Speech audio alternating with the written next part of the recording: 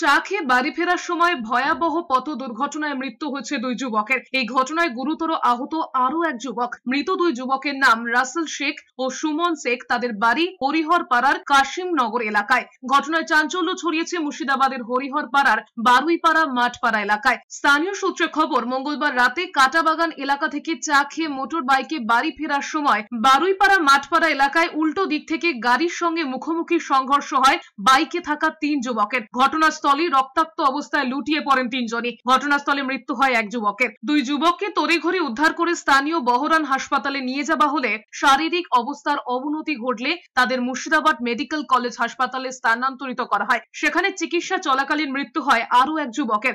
ঘাতক গাড়ি দুটিকে উদ্ধার করে পুলিশ।